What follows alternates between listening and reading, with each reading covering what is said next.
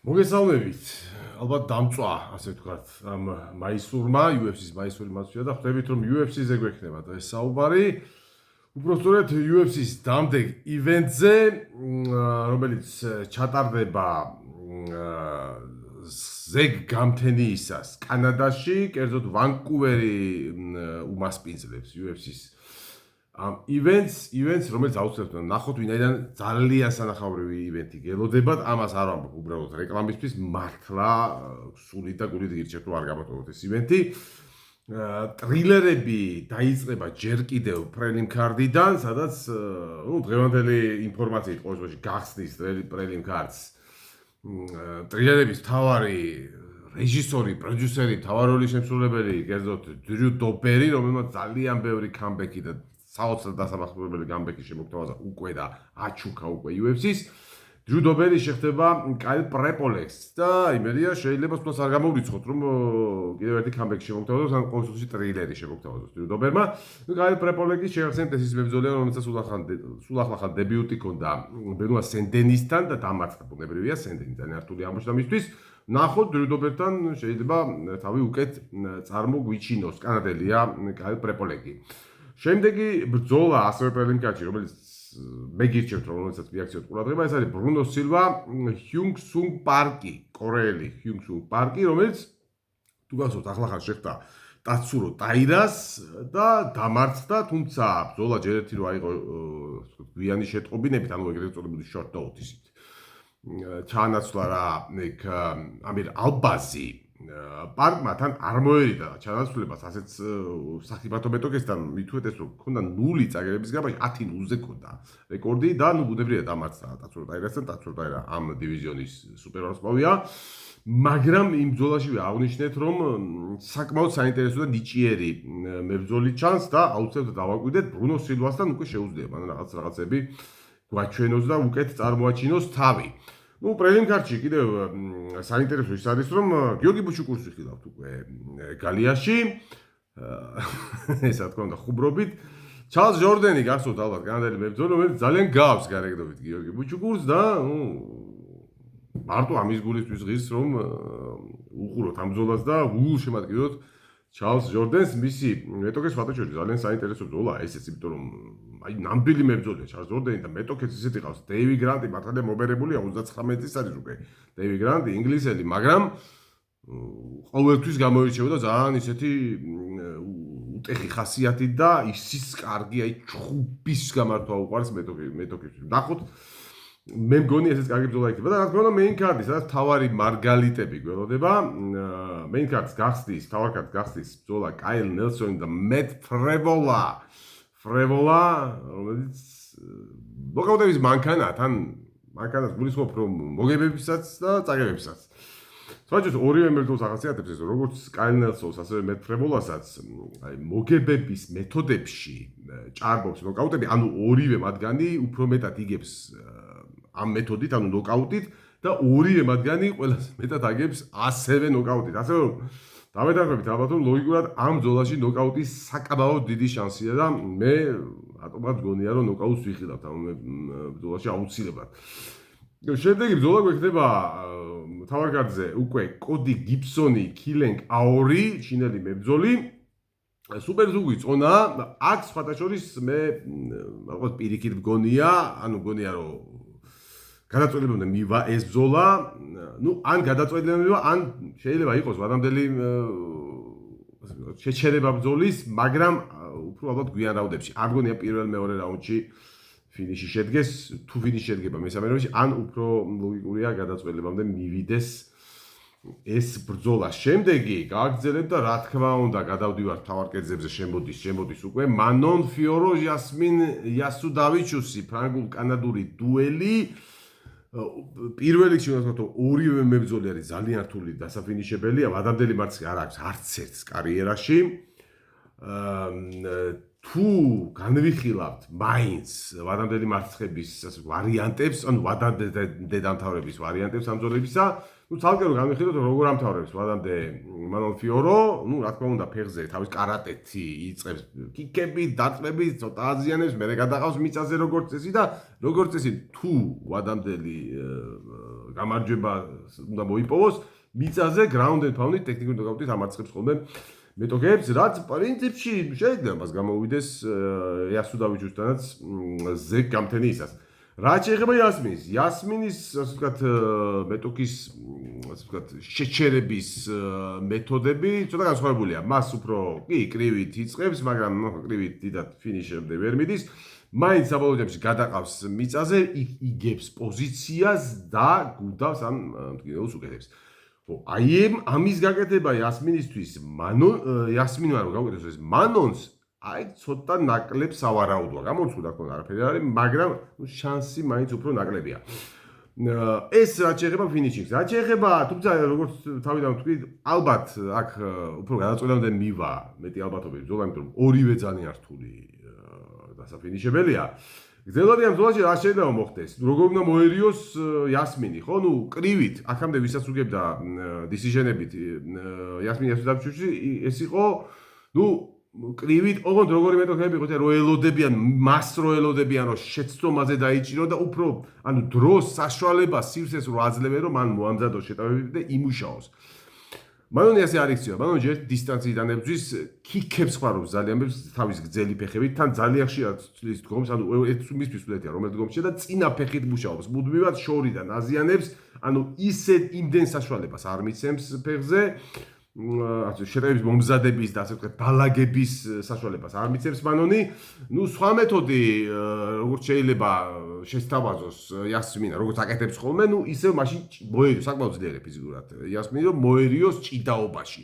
აი, აქ ჭიდაობაში მორევა კიდევ უფრო ნაკლებ სავარაუდო გონია. ნუ ხვდებით ალბათ, რომ მე უფრო ვიხდები მაინც ფრანგის გამარჯვებისკენ, მაინც ნუ ლოგიკათაც რომ მივიდეთ, ეხლა თუ ფინიში მაინც შედგა, უფრო მეტ ალბათობას ვხედავთ, როგორც ვისაუბრეთ მანონისგან. დისიჟენით ორივემ შეიძლება მოიგოს, მაგრამ მაინც უფრო მეტი შანსი ჩანს ყოველ შემთხვევაში ამ გადმოსახედიდან მანონის გამარჯვებისა. შესაბამისად, ჩემი აზრით 60-40-ზე ვიტყოდი მანონის ასე ფავორიტად დავასახელებ მაინც მანონ ფიოროს. გადავიდეთ შემდეგ ბრძოლაზე, მარლონ ვერა, აიმან ზაჰაბი. ძალიან საინტერესო ბრძოლა, თუ ვერა იქნება მოტივირებული, როგორც გვახსოვს მის საუკეთესო პერიოდში, კარიერულ პერიოდში, ვერა ჩემი აზრით იქნება დიდი ფავორიტი და რატომ?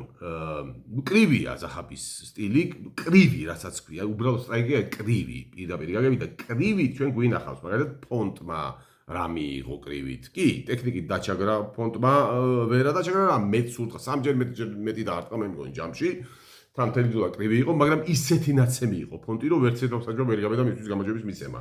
საშინელად დამაზიანებელი დარტყმები აქვს, სამი შეიძლება მოარტყას, როგორც ფონტი არტყავდა, სამი შეიძლება მოარტყას ზაჰაბიმ, ერთს დაუბრუნებს ვერა, მაგრამ ისეც რომ შეიძლება დაშალოს უბრალოდ ზაჰაბი და კი, ზაჰაბის შეუძლია გათიშვა, ორჯერ KO-ი აქვს გამარჯვება სხვადასხვა ძალიან კარგი ნოკაუტები აქვს UFC-ში, მაგრამ ჩვენ ვიცით რომ ვერა არ ითიშება, ვერას ნიკაპი არის რაღაც ფენომენი.